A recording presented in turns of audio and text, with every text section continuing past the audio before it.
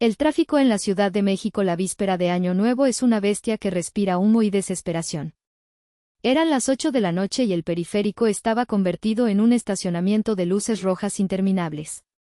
Dentro de mi sedán gris, un modelo confiable pero con 5 años de antigüedad, el aire acondicionado zumbaba suavemente, tratando de combatir el calor residual del asfalto. Mis manos apretaban el volante con tanta fuerza que los nudillos se me habían puesto blancos, como si estuviera a punto de entrar en combate en lugar de ir a cenar con mi familia. A 2 autos de distancia, en el carril derecho, lo vi. Era inconfundible. Una Ford Ranger Wheeltrack, color naranja metálico, brillando bajo las luces de la ciudad como una joya recién pulida. La suspensión estaba elevada, los rines eran deportivos. Se veía imponente, poderosa. Conocía esa camioneta mejor que la palma de mi mano. Conocía el olor a cuero nuevo de sus asientos, conocía el sistema de sonido Bose que hacía vibrar las ventanas, y sobre todo, conocía la cifra exacta de la mensualidad que se descontaba automáticamente de mi cuenta bancaria cada día 18,500 pesos. Al volante iba mi padre, don Rogelio. Incluso a esa distancia, podía ver su silueta gesticulando animadamente. Iba riendo, con la cabeza echada hacia atrás, probablemente contando una de sus anécdotas exageradas a sus amigos del club de dominó que iban de copilotos. Se veía como un hombre exitoso, un patriarca dueño de su destino. Mi celular vibró en el asiento del copiloto, iluminando la oscuridad de la cabina con una luz azulada fría. Aproveché el alto total para mirar la pantalla. Una notificación del banco. Cargo aprobado, Sephora Antara. Monto, 3,850 pesos MXN. Tarjeta adicional, 4589, Fabiola Sánchez, punto. Sentí un sabor metálico en la boca. Hace 3 días, mi hermana Fabiola me había enviado un mensaje de voz de 4 minutos, llorando porque no tenía dinero para comprar los pañales especiales que usa mi sobrino menor por su piel sensible. Me había pedido prestado, una palabra que en su vocabulario significaba, regalado, 2,000 pesos. Le transferí 3,000, por si acaso. Y ahora, ahí estaba la notificación. No venden pañales en Sephora. El tráfico avanzó unos metros. La camioneta de mi padre aceleró con un rugido arrogante, cortándole el paso a un taxi. Suspiré, un sonido que salió desde lo más profundo de mis pulmones, cargado de un cansancio que no era físico. Tenía 34 años, era la directora financiera de una cadena hotelera boutique, manejaba presupuestos millonarios y negociaba con tiburones inmobiliarios sin pestañear. Pero cada vez que enfilaba hacia la colonia de mis padres en Iztapalapa, volvía a sentirme como esa niña pequeña que trataba desesperadamente de comprar un poco de afecto con sus buenas calificaciones. Solo que ahora, las calificaciones eran transferencias bancarias. Llegué a la casa 20 minutos después. La fachada estaba recién pintada de un color melón brillante, cortesía de mi aguinaldo del año pasado. Las luces navideñas colgaban en cascada desde el techo, parpadeando al ritmo frenético de una cumbia que retumbaba desde el interior. Me estacioné detrás de la Ford Ranger de papá. Al bajar, el frío de la noche me golpeó la cara, pero no fue eso lo que me hizo estremecer. Fue la sensación de estar entrando en una trampa. Saqué del maletero las bolsas con las botellas de vino tinto, reservas especiales, como le gustaban a mamá, y los regalos envueltos en papel dorado. Caminé hacia la puerta. Antes de que pudiera tocar, se abrió de golpe. Ya llegó la milagrosa. Gritó mi tía Araceli, con una copa de sidra en la mano y una sonrisa que no le llegaba a los ojos. Pensamos que te habías quedado contando billetes en la oficina. Feliz año, tía, murmuré, forzando una sonrisa mientras entraba. El olor me golpeó de inmediato, una mezcla densa de romeritos, bacalao a la vizcaína, perfume barato y cera de velas. La casa estaba llena. Mis tíos, primos lejanos y vecinos que siempre pasaban a saludar y se quedaban a cenar. Mamá, doña Carmela, salió de la cocina secándose las manos en un delantal bordado. Me escaneó de arriba a abajo con esa visión de rayos X que solo las madres poseen. Su mirada se detuvo en mis zapatos planos y mi blazer negro de oficina. Hizo una mueca casi imperceptible. Mireya, hija, dijo, acercándose para darme un beso al aire cerca de la mejilla, sin tocarme realmente. Te ves cansada. Y flaca. ¿No te estás alimentando bien? Mira qué ojeras traes. Deberías arreglarte un poquito más, es Nochevieja, no un funeral. Vengo de trabajar, mamá.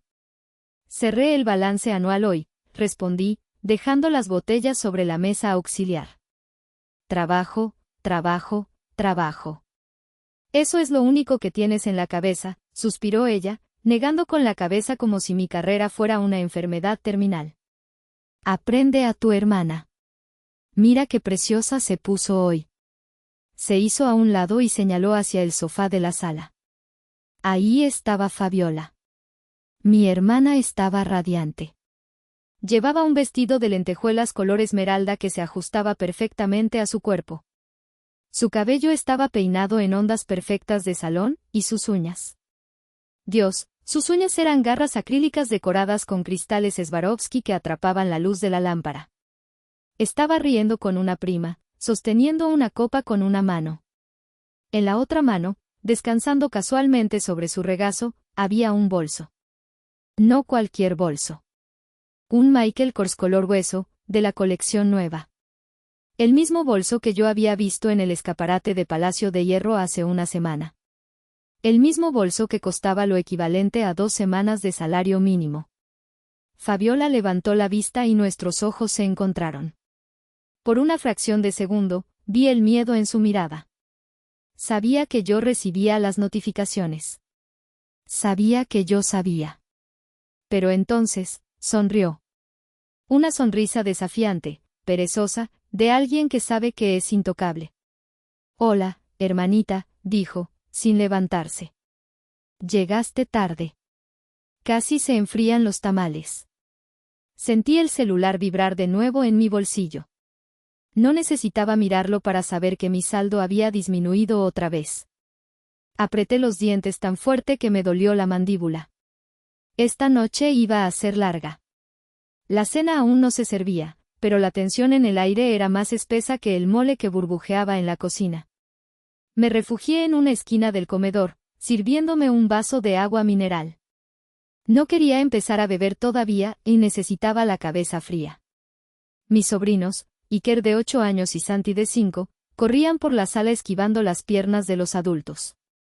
Iker traía en las manos un iPad Pro de 12 pulgadas, con la pantalla brillante mostrando un juego de gráficos avanzados. Santi intentaba arrebatárselo, gritando. «Cuidado con eso», gritó Fabiola desde el sofá, sin moverse. «Si lo rompen, su tía Mireya no nos va a comprar otro». Las cabezas de varios familiares se giraron hacia mí. Sonreí débilmente. Ese iPad había sido el regalo de Navidad atrasado, que me habían exigido hace 2 semanas, bajo la excusa de que Iker lo necesitaba para tareas escolares. Al parecer, Minecraft ahora era parte del plan de estudios de la SEP. Mi tía Lidia apareció a mi lado como un fantasma. Era la hermana menor de mamá, pero parecían de universos distintos. Mientras mamá se teñía el pelo de un rubio cenizo agresivo y usaba ropa demasiado ajustada, Lidia llevaba su cabello canoso recogido en un chongo digno y un vestido sencillo de algodón. Sus manos estaban ásperas por años de amasar masa para los tamales que vendía religiosamente cada mañana. «No tomes eso, te va a dar agruras con el coraje que traes atorado», susurró Lidia, quitándome suavemente el vaso de agua y poniéndome una copa de vino tinto en la mano. «Toma esto. Lo vas a necesitar». «¿Se me nota mucho?», pregunté en voz baja, mirando hacia donde Fabiola presumía su bolso a una vecina. «Solo para los que te miran de verdad, mi niña», dijo Lidia, siguiendo mi mirada. «Bonita bolsa la de tu hermana. Dicen que fue un regalo de un admirador secreto». Solté una risa corta, sin humor. «El admirador secreto se llama Visa Platinum y se apellida Sánchez, tía. Acabo de recibir la notificación del cargo. 3.800 pesos en Sephora y apuesto mi aguinaldo a que ese bolso costó otros 5.000 en Liverpool la semana pasada». Lidia frunció el ceño, sus ojos oscuros llenos de una tristeza antigua. Ay, Mireya. ¿Hasta cuándo? Hasta que entiendan, tía. O hasta que se me acabe el dinero. Lo que pase primero.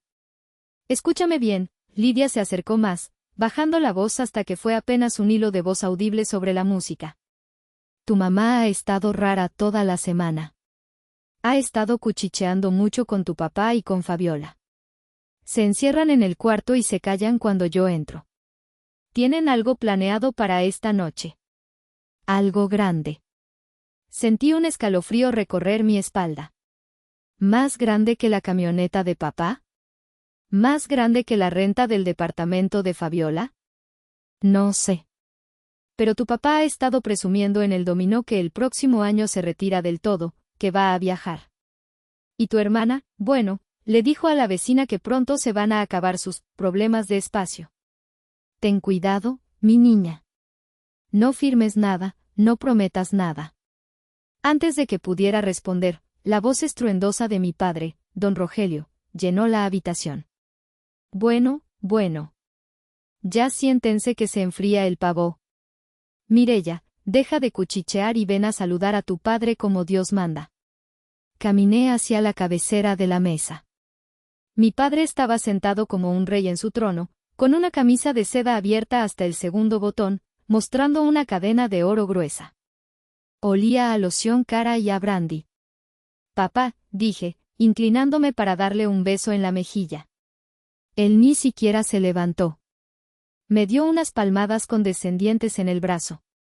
Mírate nomás. Sigues soltera y desabrida. ¿Para qué tanto estudio y tanto puesto de directora si no tienes a nadie que te caliente la cama, eh? Soltó una carcajada, buscando la complicidad de mis tíos, que rieron nerviosamente. Tengo calefacción central en mi departamento, papá.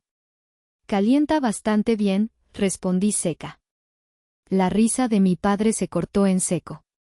Sus ojos se entrecerraron. Siempre con la respuesta lista, ¿verdad? Igualita a tu abuela, que en paz descanse. Terca como una mula. Si fueras tan buena para cuidar a la familia como eres para contestar, otro gallo nos cantaría. Rogelio, ya. Intervino mamá, trayendo una fuente humeante de romeritos. No empieces a pelear. Hoy es noche de paz. Siéntate, Mireya. Me senté. Mi lugar habitual, cerca de la cocina, lejos de la cabecera. Justo enfrente de Fabiola. La cena comenzó. Los platos pasaban de mano en mano. Bacalao, pavo relleno, ensalada de manzana. Todo se veía delicioso, pero mi estómago estaba cerrado con un nudo marinero. Observé la dinámica de la mesa. Era un baile que conocía de memoria. Mamá le servía la pechuga más jugosa a Fabiola. Papá le llenaba la copa de vino. Todos le preguntaban a Fabiola cómo estaba, cómo se sentía. Ay, pues ahí voy, dijo Fabiola, poniendo su mejor cara de mártir, esa que ensayaba frente al espejo. Ha sido un año muy duro. Desde que Gustavo se fue, hizo una pausa dramática, tocándose el pecho. Es difícil ser madre y padre a la vez. A veces no sé de dónde saco fuerzas. Eres una guerrera, mi vida, dijo mamá, acariciándole la mano. Una verdadera madre leona. No como otras que solo piensan en sí mismas. La indirecta me golpeó como una piedra, pero seguí cortando mi pavo metódicamente. Y ese Gustavo es un sinvergüenza, añadió papá, golpeando la mesa con el puño. Si me lo encuentro en la calle, le parto la cara. Dejar a una mujer como tú, con 2 hijos, poco hombre. Yo sabía la verdad. Gustavo no había dejado a Fabiola. Gustavo había huido. Había huido porque Fabiola gastaba el dinero de la renta en ropa, porque mis padres se habían mudado prácticamente a su casa durante 3 meses, y porque cuando él intentó poner límites, mi padre lo amenazó con llamar a unos amigos para darle un susto. Gustavo era un buen hombre que había llegado a su límite. Como yo estaba a punto de llegar al mío.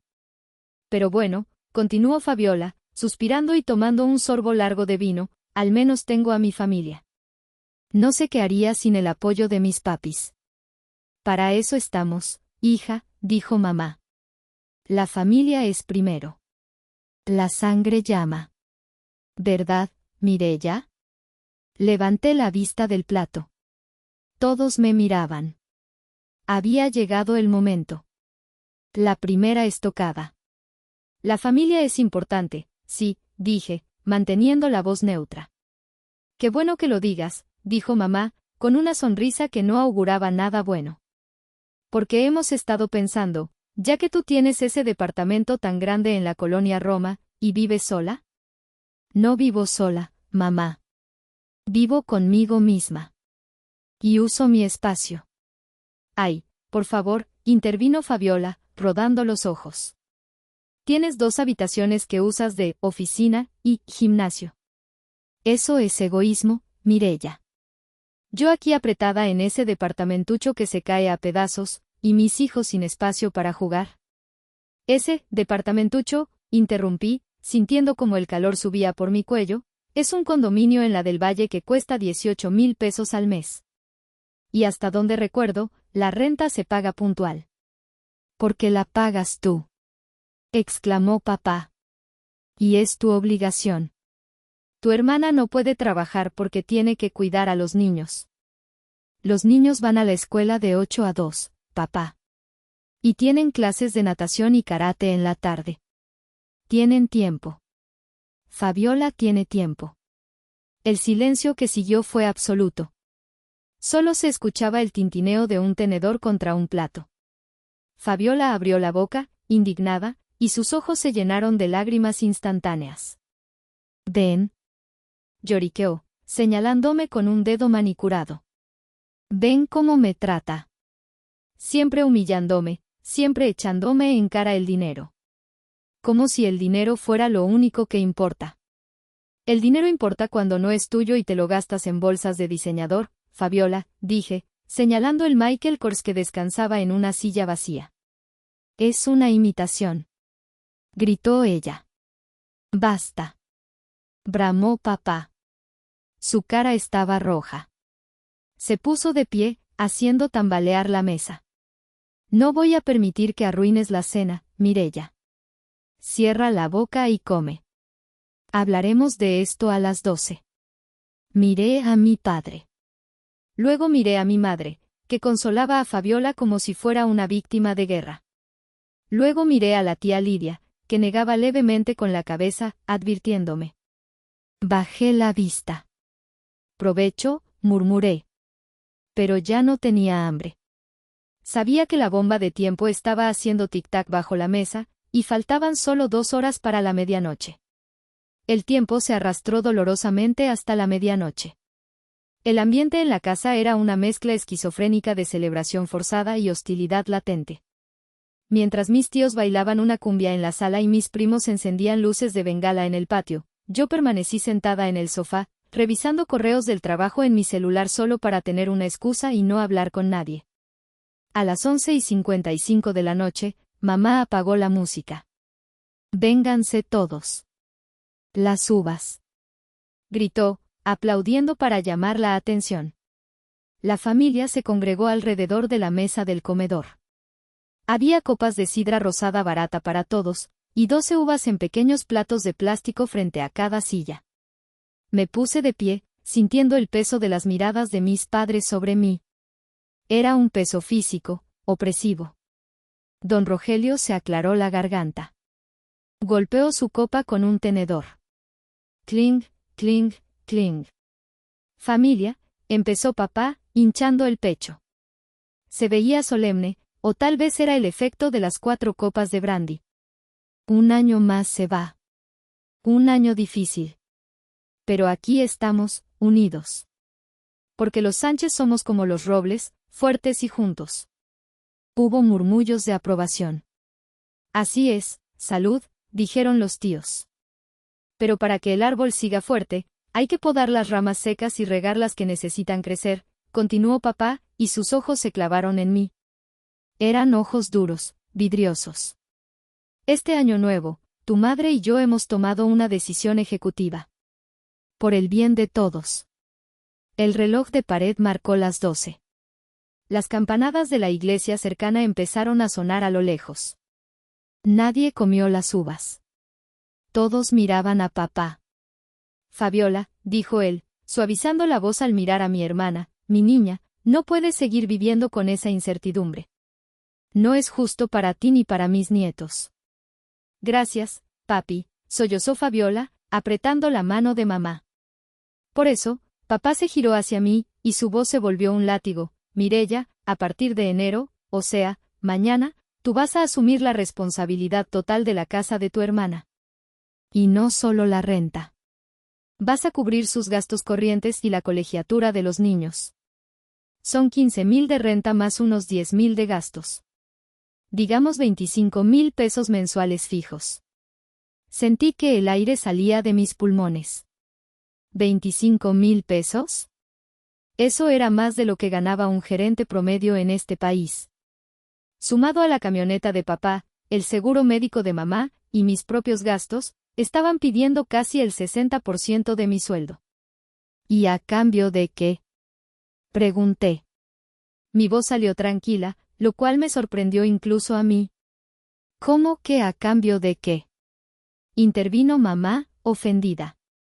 A cambio de la tranquilidad de tu hermana. A cambio de ser una buena hija y una buena tía. Dios te ha dado mucho, Mireya.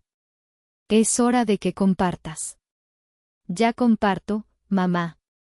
Pago la camioneta de papá. Pago tus medicinas. Pago la renta actual de Fabiola. Esos son migajas para ti.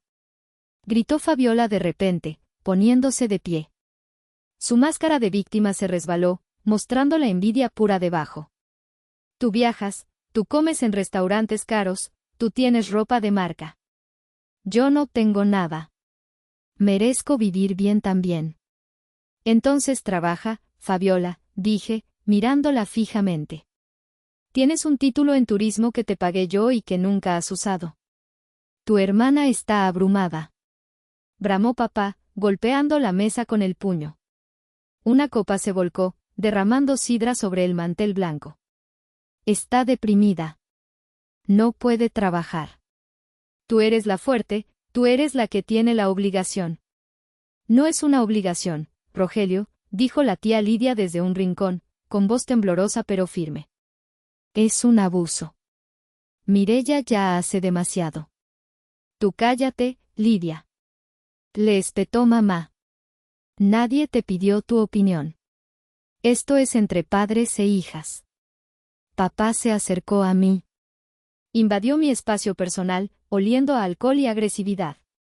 Escúchame bien, Mireya. Esto no es una negociación. Es una orden.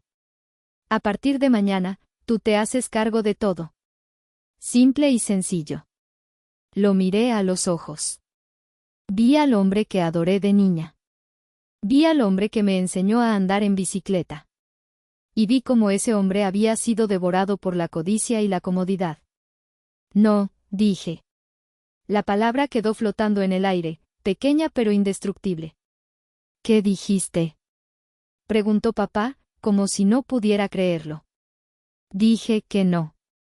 No voy a pagar ni un peso más. De hecho, metí la mano en mi bolso, creo que ya pagué demasiado. Papá se puso rojo, un color violento que subió desde su cuello hasta sus orejas. Si dices que no. Siseó, acercando su cara a la mía, si te atreves a negarle el pan a tu propia sangre por tu egoísmo maldito, entonces no tienes familia. Si cruzas esa puerta sin aceptar el trato, no vuelvas. Olvídate de que tienes padre y madre. Olvídate de nosotros. Miré alrededor de la sala. Mis tíos miraban al suelo, avergonzados pero callados. Mis primos fingían mirar sus celulares. Nadie iba a defenderme. Solo Lidia me miraba con ojos llenos de lágrimas, asintiendo levemente. Hazlo, decían sus ojos. Vuela. Una calma extraña, fría y cristalina, se asentó sobre mí. Era la claridad absoluta del que ya no tiene nada que perder. De acuerdo, dije. Levanté mi copa de sidra, que aún estaba llena. Entonces, brindo por eso. Alcé la copa hacia Fabiola, que me miraba con la boca abierta. Luego hacia mamá, que tenía las manos en el pecho. Y finalmente hacia papá. Adiós. Y buena suerte pagando sus propios problemas. Dejé la copa sobre la mesa con un golpe seco. Clac. Metí la mano en el bolsillo de mi blazer y saqué un llavero. El llavero de la Ford Ranger. Tenía un pequeño adorno de cuero con las iniciales de papá que yo misma había mandado grabar. Ah, y una cosa más, dije, dejando caer las llaves sobre el plato de uvas intactas. La mensualidad de la camioneta vence el día 5. El seguro el día 10. Son 18.500. Espero que lo disfrutes. Tú no puedes hacer eso. Gritó papá, su voz quebrándose. Esa camioneta es mía. Está a mi nombre, papá. El crédito es mío. Pero las llaves son tuyas. Págala tú. Di media vuelta y caminé hacia la puerta. Mireya. Gritó mamá. Si sales por esa puerta te vas a arrepentir. Vas a morir sola. Nadie te va a querer. Me detuve con la mano en el pomo de la puerta. Esas palabras, que en otro momento me hubieran destrozado el corazón, ahora rebotaban contra mi armadura. Prefiero estar sola que mal acompañada, dije sin voltear. Abrí la puerta. El aire frío de la madrugada entró de golpe, limpiando el olor a encierro y mentiras. Mireya. El grito de Fabiola fue agudo, histérico. Los niños. ¿Qué van a comer los niños? Lo que su madre les compre trabajando, respondí. Y cerré la puerta. El sonido del pestillo al cerrarse fue el sonido más satisfactorio de mi vida. Caminé hacia mi auto viejo y confiable. Mis manos temblaban, sí, pero no de miedo. Temblaban de adrenalina. Arranqué el motor. Mientras me alejaba, vi por el retrovisor que la puerta de la casa se abría y mi padre salía al patio, gritando y agitando los brazos. Pero yo ya no podía oírlo. Subí el volumen de la radio. Estaban tocando una canción de Año Nuevo. Aceleré y dejé atrás la casa color melón, las luces parpadeantes y la vida que había estado arrastrando como un cadáver durante años. Llegué a mi departamento en la colonia Roma a la 1:30 de la madrugada. El edificio estaba en silencio, salvo por alguna fiesta lejana en una terraza vecina. Entré a mi santuario. Mi espacio. Aquí no había olores a comida rancia ni gritos, olía a lavanda y a madera limpia. Me quité los zapatos en la entrada y caminé descalza sobre el piso de duela fría. No encendí las luces principales, solo una lámpara de pie en la esquina que bañaba la sala con una luz ámbar suave. Fui a la cocina, abrí el refrigerador y saqué la botella de vino blanco que había estado guardando para una ocasión especial. Bueno, esta era la ocasión. Me serví una copa generosa y me senté frente a mi laptop en la mesa del comedor. Mis manos todavía temblaban un poco cuando abrí la tapa de la computadora. La pantalla se iluminó, reflejándose en mis ojos. Respiré hondo. Un sorbo de vino. Y comencé la guerra. Primero, la aplicación del banco. Ingresé con mi huella digital. El saldo total apareció en pantalla. Era un número saludable, fruto de años de trabajo de 12 horas diarias, fines de semana perdidos y vacaciones pospuestas. Fui a la sección de tarjetas adicionales. Ahí estaban, alineadas como pequeños parásitos digitales. Adicional 1, Rogelio Sánchez. Límite, 50,000 pesos, adicional 2, Carmela Díaz. Límite, 30,000 pesos, adicional 3, Fabiola Sánchez. Límite, 40,000 pesos. Hice clic en la tarjeta de Fabiola. El historial de transacciones de diciembre era un monumento al despilfarro: Restaurante Puerto Madero, Zara, McStore, Uber Eats, Sephora, Liverpool. El cursor del mouse flotó sobre el botón que decía bloquear tarjeta. Mi dedo vaciló por un segundo. Un último vestigio de culpa, implantado por décadas de condicionamiento, susurró en mi oído: ¿y si tienen una emergencia médica? ¿Y si los niños necesitan algo urgente a las 3 de la mañana? Recordé la sonrisa burlona de Fabiola con su bolso Michael Kors. Recordé a papá gritándome que me olvidara de que tenía familia. Clic, la tarjeta ha sido bloqueada temporalmente. No, temporalmente no.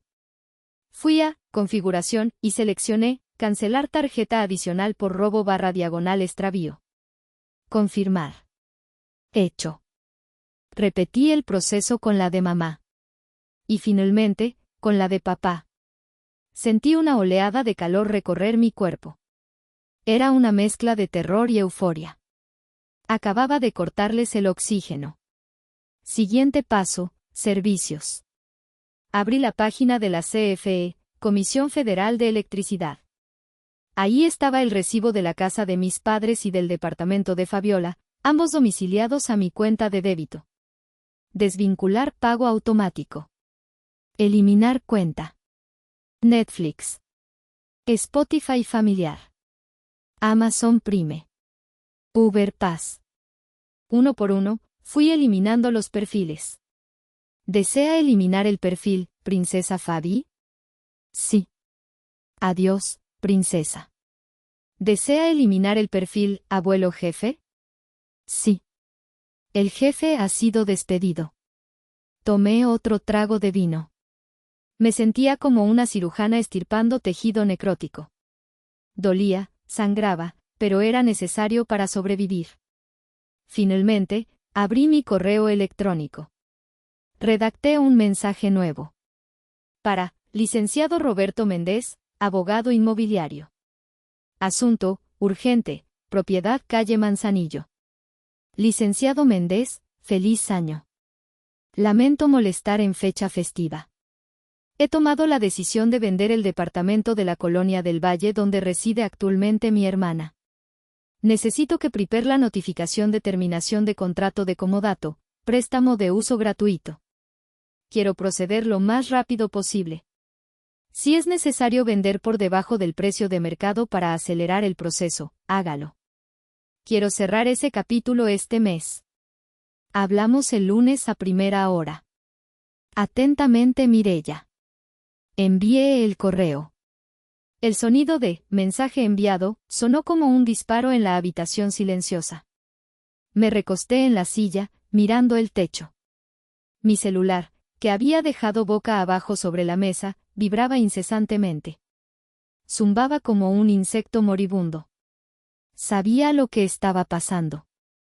Las notificaciones de pago rechazado o servicio cancelado debían estar llegando a sus teléfonos en ese mismo instante. Lo tomé y miré la pantalla. 24 llamadas perdidas. 15 mensajes de WhatsApp. Fabiola, Mireya, ¿qué hiciste? No pasa mi Uber. Mamá, hija, por favor, contesta. Tu padre está muy alterado. No hagas locuras. Papá, eres una desgraciada. Me las vas a pagar. Fabiola, los niños quieren ver caricaturas y cortaste el Netflix. Eres un monstruo. Un monstruo. Así que eso era. Sonreí, una sonrisa triste pero genuina. Si soy un monstruo, le dije a la habitación vacía, entonces tengan miedo. Apagué el celular. Lo dejé en la mesa. Me terminé el vino, apagué la lámpara y me fui a mi habitación. Me metí bajo el edredón de plumas, sintiendo el silencio abrazarme. Por primera vez en 10 años, esa noche no soñé con facturas ni con deudas. Dormí como un bebé, mientras al otro lado de la ciudad, el incendio que yo había provocado comenzaba a arder. El sol del 1 de enero entró por mi ventana a las 10 de la mañana. Me desperté desorientada, con esa pesadez agradable de haber descansado de verdad. Por un segundo, olvidé lo que había pasado. Luego, miré mi celular apagado en la mesita de noche y la memoria me golpeó. No con miedo, sino con una resolución de acero. No encendí el teléfono. Sabía que sería abrir una caja de Pandora de insultos y manipulación emocional. En su lugar, me di una ducha larga, me puse ropa cómoda y me preparé un desayuno de campeones, chilaquiles verdes con 2 huevos estrellados y un café cargado. Comí en mi balcón, mirando la ciudad vacía y tranquila. El aire estaba inusualmente limpio. Mientras tanto, al otro lado de la ciudad, la realidad estaba empezando a morder. Y tenía dientes afilados. Lo que voy a narrar ahora lo supe días después, gracias al reporte detallado de mi tía Lidia, mi espía en el frente de batalla. A las 11 de la mañana, Fabiola decidió que necesitaba sacudirse el estrés de la noche anterior. Como siempre hacía cuando estaba molesta, su terapia era gastar. Subió a mis sobrinos a su auto, un Versa que, milagrosamente, estaba a su nombre aunque yo había pagado el enganche, y se dirigió a un centro comercial en el sur de la ciudad. Llevó a los niños a Kidzania. En la taquilla, con una fila de 10 personas detrás de ella, sacó la tarjeta adicional Platinum. Son 1,200 pesos, señorita, dijo la cajera. Fabiola pasó la tarjeta con su habitual gesto de desdén, sin siquiera mirar la terminal. Dip dip. Transacción declinada. Pásela otra vez, su máquina está mal, dijo Fabiola, chasqueando la lengua. La cajera, una chica joven con cara de aburrimiento, la pasó de nuevo. Dip dip. Tarjeta bloqueada, contactar al banco. Señorita, la tarjeta está bloqueada. ¿Tiene otra forma de pago? Fabiola se puso roja. Buscó en su cartera. Sacó la tarjeta de mamá, que tomaba prestada, a veces. Dip dip. Declinada. La gente en la fila empezó a resoplar y a murmurar. Apúrese, señora, gritó alguien. Fabiola, humillada, tuvo que sacar a los niños de la fila. Iker empezó a llorar y a gritar que quería entrar. Santi se tiró al piso haciendo berrinche. Fabiola intentó pedir un Uber para volver a casa porque no quería gastar su gasolina. La app le mostró el mensaje, método de pago inválido. Por favor actualice su información. Tuvo que manejar de regreso a casa de mis padres, con los niños llorando en el asiento trasero y la furia burbujeando en su pecho. Cuando llegó a la casa color melón, encontró a papá en la sala, gritándole al teléfono fijo. ¿Cómo que no hay sistema? Soy cliente preferente. Quiero hablar con un supervisor. Papá estaba intentando pagar la comida que habían pedido a domicilio, barbacoa y consomé para la cruda realidad, con su tarjeta. Rechazada. Esa maldita nos canceló las tarjetas. Bramó papá, tirando el teléfono inalámbrico al sofá. Nos dejó sin un centavo en pleno año nuevo. Mamá. Chilló Fabiola entrando como un huracán. No pude entrar a Kidzania. Qué vergüenza pasé.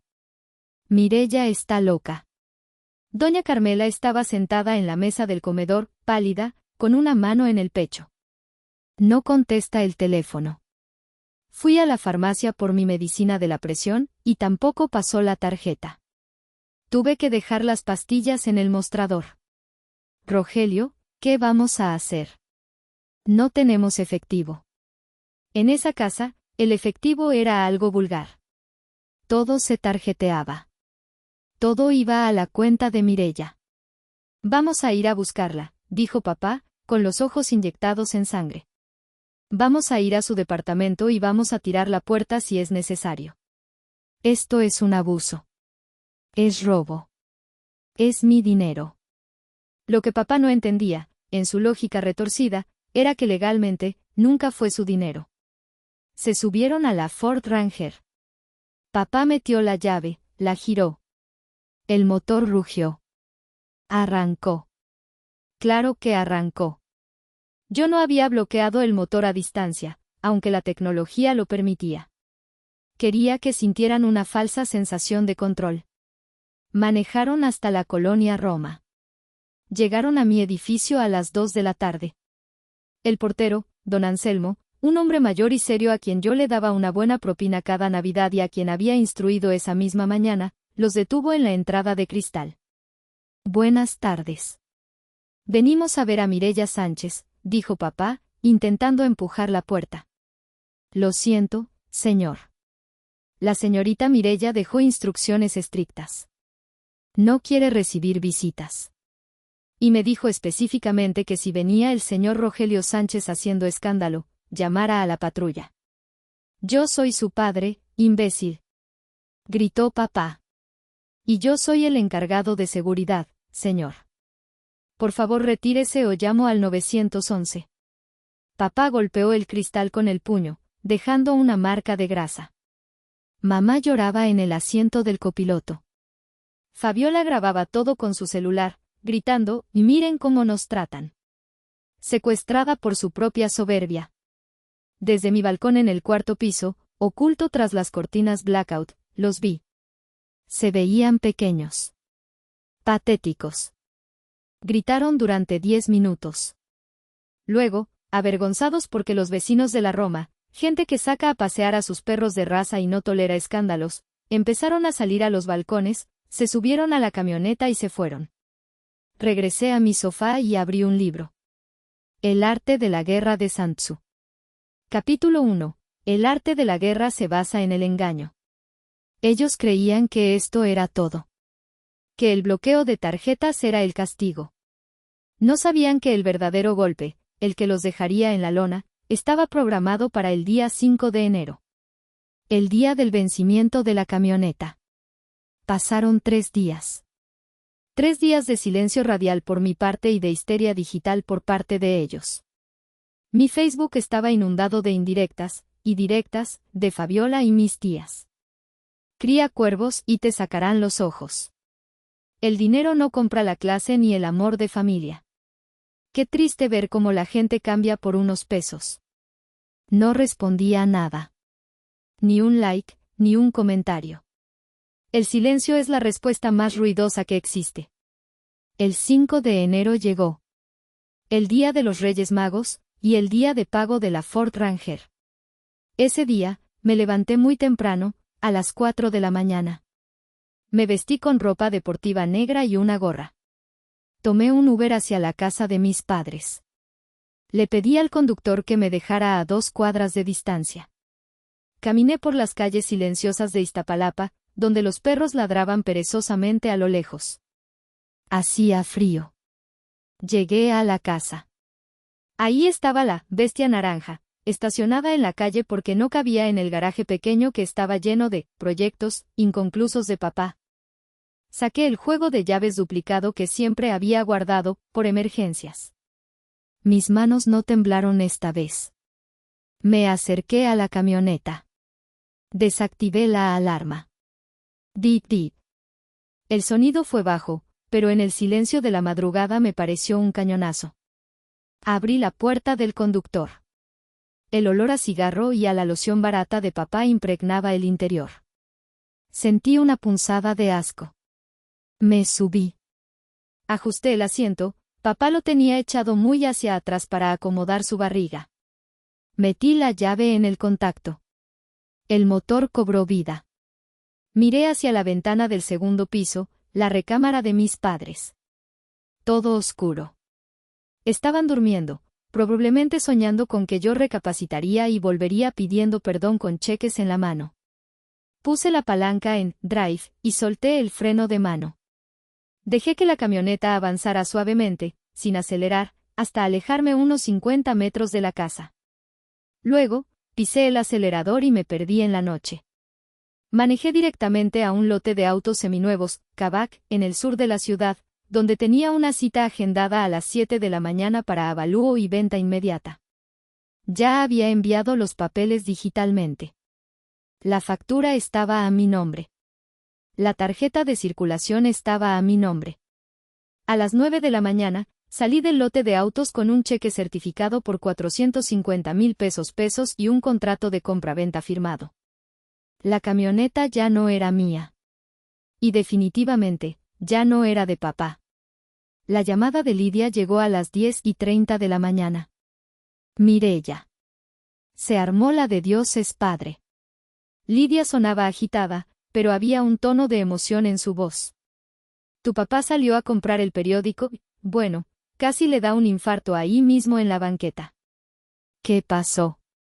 Pregunté, haciéndome la inocente mientras bebía un café en un Starbucks, Anesa. Gritaba que se la habían robado. Llamó a la policía, llamó a los vecinos. Estaba llorando, Mireya. Llorando por su camioneta como si se le hubiera muerto un hijo. Llegó la patrulla. ¿Y qué dijo la policía? Pues tomaron el reporte. Pero, Lidia bajó la voz. Escuché que un oficial le dijo, señor, checamos las cámaras de la esquina. Se ve que alguien se la lleva con llave, sin forzarla. ¿Quién más tiene llaves? Tu papá se puso pálido. Creo que ya sospecha. Que sospeche lo que quiera. Legalmente, yo vendí mi propiedad. Mireya, eres terrible, dijo Lidia, y soltó una carcajada nerviosa. Tu madre está poniéndole alcohol en la nuca a tu papá. Dice que le bajó la presión. Pero Fabiola. Fabiola está callada. Creo que ella sí tiene miedo ahora. Debería. Porque lo que sigue es para ella. Colgué el teléfono. El dinero de la venta de la camioneta no lo toqué. Lo transferí íntegro a una cuenta de inversión a plazo fijo. No quería ese dinero sucio.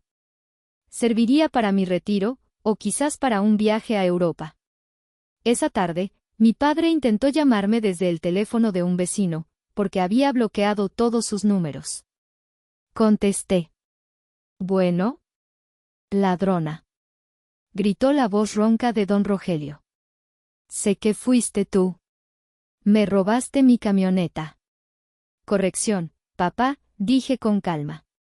Vendí mi camioneta. La que yo pagaba. La que estaba a mi nombre.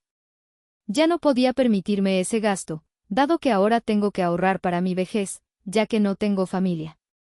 Eres una perra. ¿Cómo voy a ir al club? ¿Cómo voy a moverme? Hay un metro muy bueno cerca de la casa. O el microbús. Es muy económico. Bienvenido a la realidad de la clase trabajadora, papá. Colgué. Y bloqueé el número del vecino. La bestia naranja había desaparecido. El símbolo de poder de mi padre se había esfumado. Ahora, él era solo un viejo enojado en una casa que se desmoronaba. Pero faltaba derribar el castillo de la princesa. 2 días después de la operación camioneta, recibí un mensaje de un número desconocido en WhatsApp. Hola Mireya. Soy Gustavo.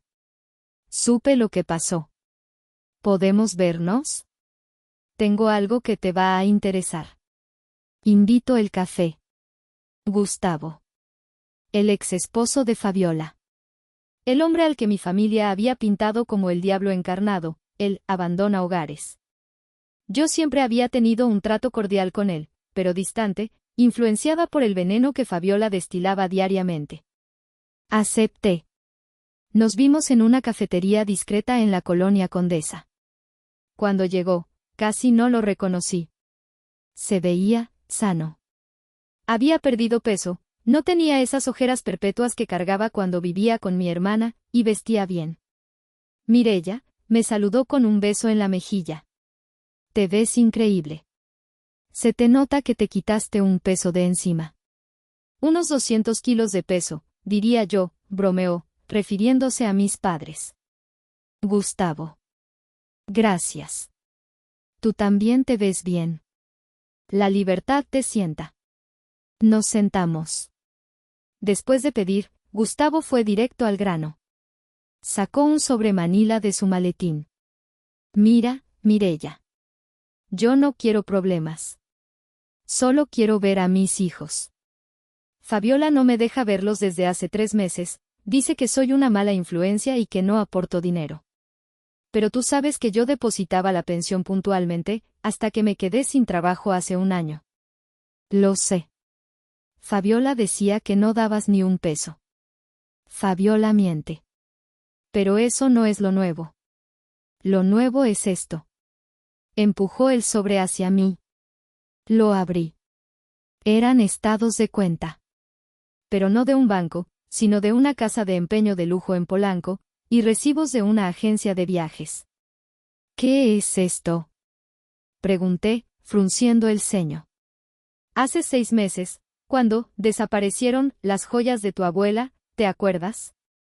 Claro que me acordaba. Un juego de aretes y collar de oro y rubíes que la abuela había dejado en la casa de mis padres. Un día, simplemente desaparecieron. Mamá culpó a la muchacha del aseo, una chica indígena llamada Rosario, y la corrieron amenazándola con la policía. Rosario lloró jurando que ella no había sido. Yo siempre tuve la duda.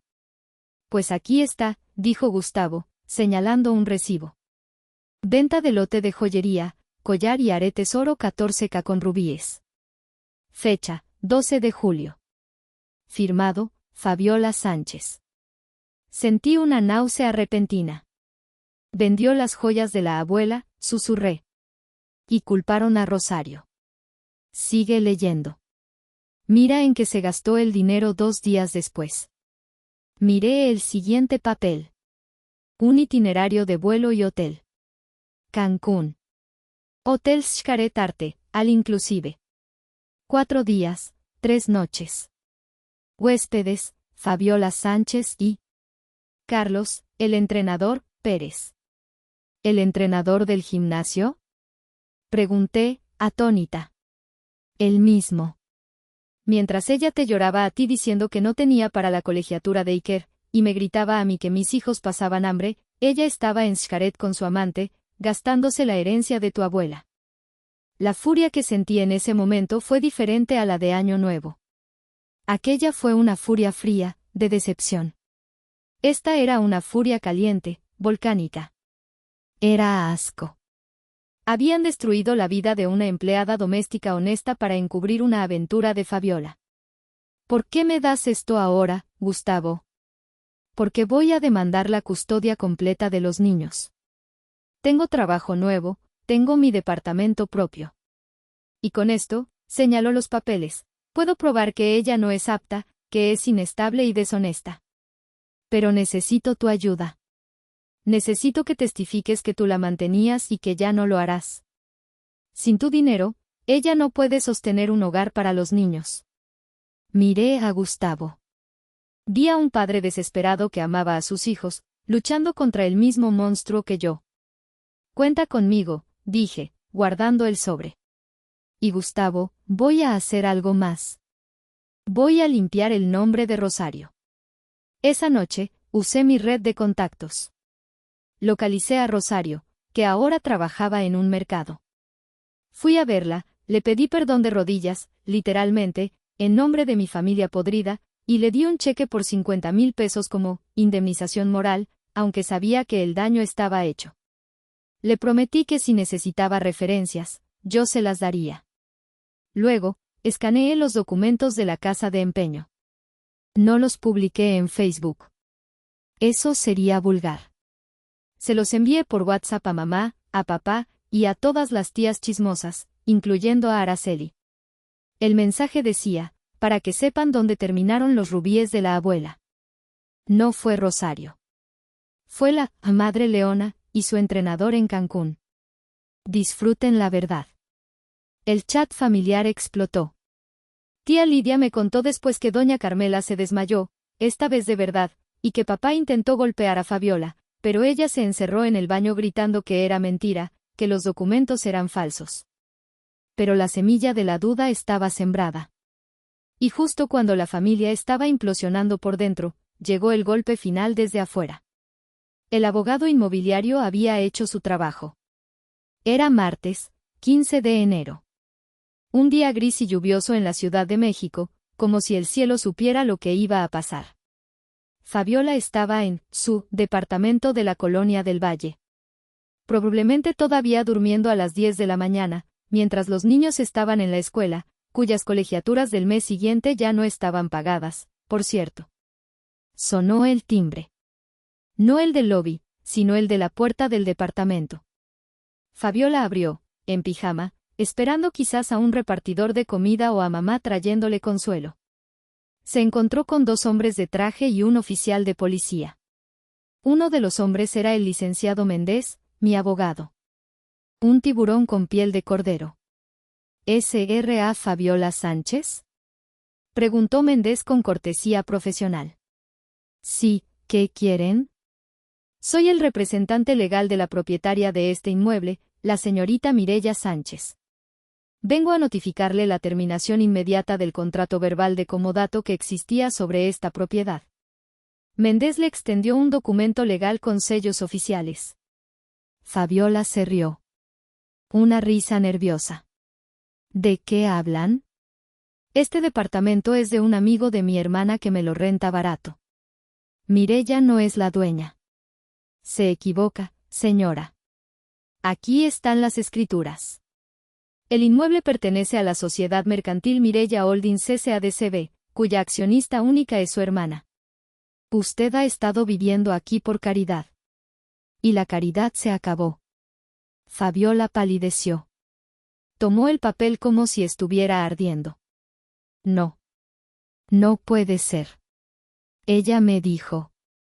Tiene usted un plazo de 72 horas para desalojar el inmueble voluntariamente. Si no lo hace, procederemos con una demanda de desahucio express, y le aseguro que los costos legales se le cobrarán a usted. Además, Méndez hizo una pausa dramática. Tengo instrucciones de informarle que a partir de este momento, los servicios de Internet y televisión por cable han sido dados de baja. Y la luz se cortará mañana si no se registra un nuevo contrato a su nombre. Tengo hijos. No pueden hacerme esto. Gritó Fabiola, las lágrimas brotando, pero esta vez eran lágrimas de terror puro. Entonces le sugiero que empiece a empacar, señora. Su hermana ofrece, como un último gesto de buena voluntad, pagar un camión de mudanza pequeño si entrega las llaves antes del viernes a las 5 de la tarde. El oficial de policía dio un paso adelante. Señora, firme de recibido, por favor. No haga esto más difícil. Fabiola firmó, con la mano temblorosa, manchando el papel con rímel corrido. En cuanto cerraron la puerta, Fabiola me llamó. 1, 2, 10 veces. Luego llamó a mamá. Mamá. Mireya es la dueña. Siempre fue la dueña. Me está corriendo. Me dio 3 días. Esa tarde, me llegó un correo de voz de Fabiola. No lo borré. Lo escuché. Mireya, por favor. Sollozos. Por favor, no me hagas esto. No tengo a dónde ir. No tengo dinero. Los niños, te lo suplico. Haré lo que quieras. Limpiaré tu casa, te pagaré renta cuando consiga trabajo, pero no me saques. Su voz sonaba rota. Por un segundo, mi corazón se encogió. Era mi hermana pequeña. La niña con la que jugaba a las muñecas. Pero luego recordé los rubíes de la abuela. Recordé a Rosario llorando. Recordé la humillación en la cena de Año Nuevo. Si la salvaba ahora, nunca aprendería. Si la rescataba, volvería a ser la misma sanguijuela en un mes. Le contesté con un mensaje de texto corto. El camión de mudanza llega el viernes a las 9 de la mañana. Que tus cosas estén en cajas. Puedes irte a casa de mis padres. Es momento de que los robles fuertes se apoyen entre sí. El viernes llegó. Fiel a mi palabra, envié un camión de mudanza. No supervisé el proceso. No quería verles las caras. Lidia me contó los detalles después. Fabiola tuvo que meter su vida de princesa en cajas de cartón baratas. Su ropa de marca, sus juguetes caros, sus muebles de diseño, que también pagué yo. Todo fue cargado en el camión y llevado a la casa color melón en Iztapalapa. La llegada a casa de mis padres fue el comienzo del fin. La casa de mis padres tiene 3 habitaciones. Una para ellos, una que usa papá como oficina/bodega, llena de basura, y la habitación de huéspedes que es pequeña y húmeda. Ahí tuvieron que meterse Fabiola y los 2 niños. El primer fin de semana fue un infierno. Acostumbrados a su propio espacio, a sus iPads y a su Netflix, Iker y Santi estaban insoportables. Lloraban, corrían, rompían cosas. Don Rogelio, que ya estaba de un humor de perros por haber perdido su camioneta y tener que andar en taxi, no tenía paciencia. Callen a esos escuincles. Se escuchaban sus gritos hasta la calle, según los vecinos. Quiero ver la televisión en paz. Son tus nietos, ten paciencia. Le gritaba mamá, que estaba al borde de un ataque de nervios tratando de cocinar y limpiar para 3 personas más con un presupuesto que se había reducido a 0. El dinero se convirtió en el oxígeno que faltaba. Sin mis depósitos, tuvieron que vivir de la pensión básica de papá, que apenas cubría la luz y el gas. Comenzaron las recriminaciones. Tú la mimaste demasiado. Le gritaba papá a mamá.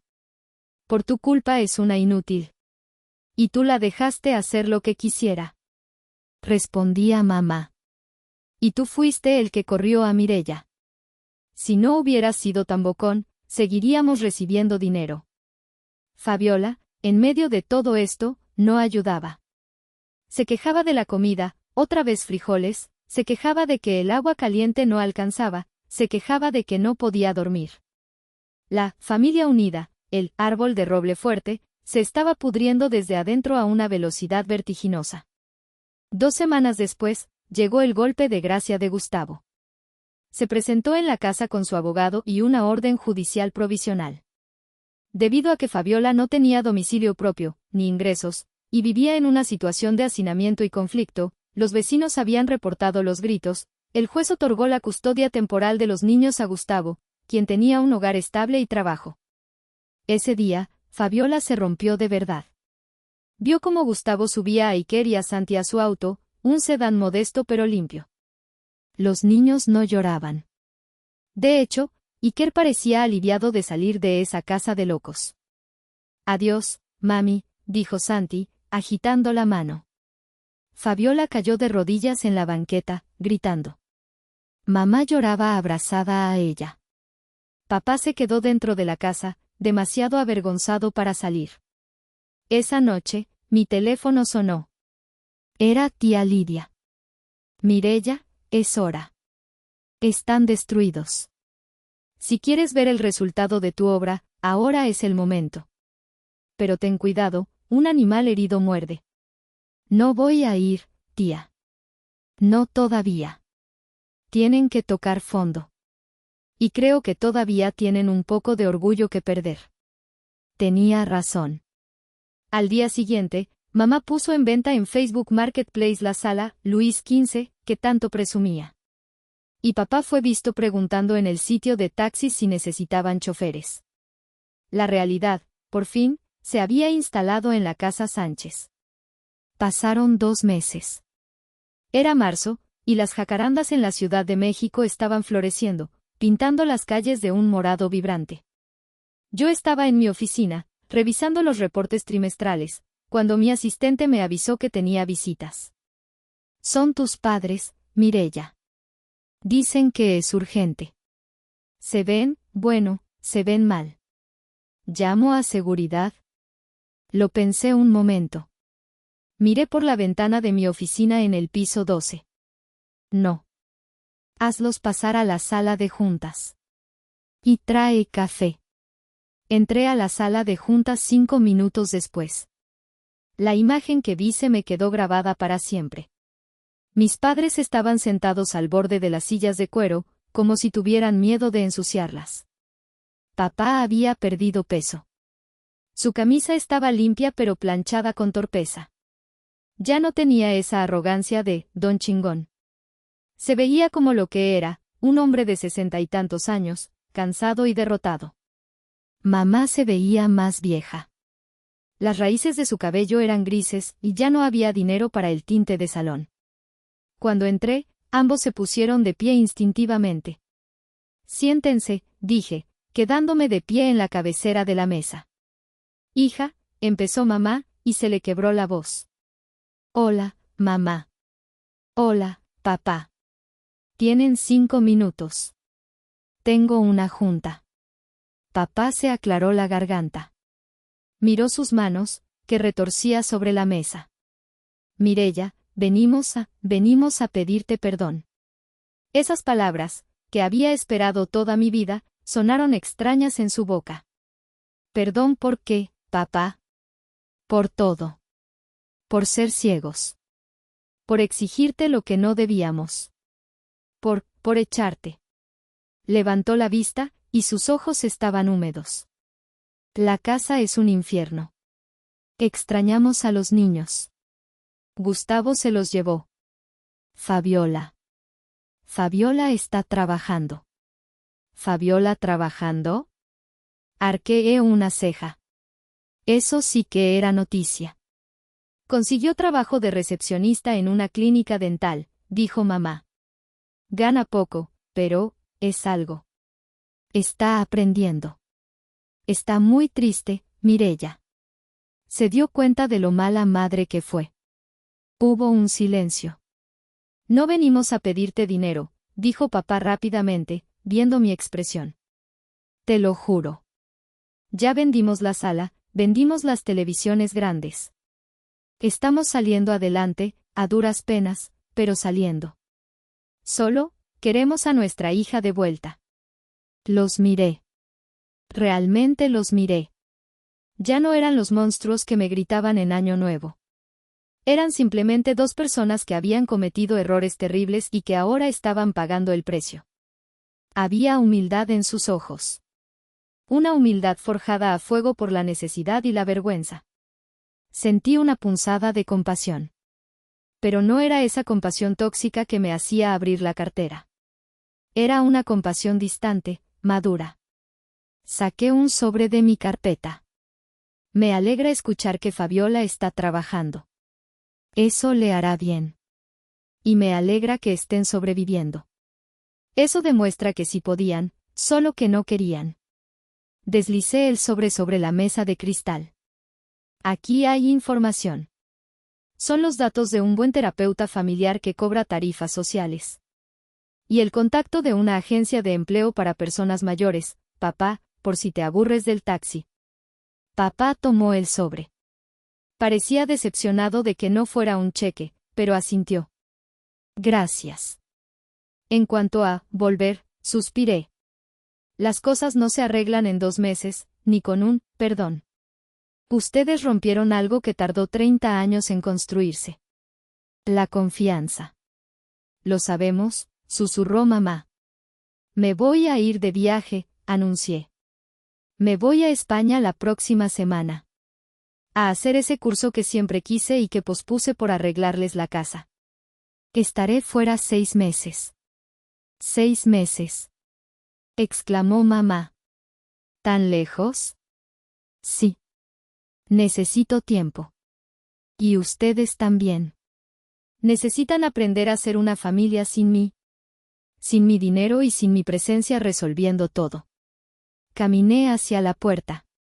Cuando regrese, tal vez podamos ir a tomar un café. Yo invito. Pero solo un café. Nada de cenas de Navidad, nada de regalos caros. Solo un café entre adultos. Papá asintió lentamente. Se puso de pie y, dudando, extendió la mano. Le estreché la mano. Se sentía frágil. Mamá me abrazó rápido, oliendo a jabón barato y a tristeza. Buen viaje, hija, dijo ella. Que Dios te bendiga. Gracias, mamá. Cuídense. Salieron de la oficina. Los vi caminar hacia el elevador, apoyándose el uno en el otro. Se veían más pequeños, pero también más reales. Ya no había máscaras. Regresé a mi escritorio. Abrí mi laptop y compré el boleto de avión. México, Madrid. Solo ida. Miré por la ventana a la inmensa Ciudad de México. Había sido una guerra brutal. Había habido bajas. Pero al final, había ganado lo más importante, mi vida.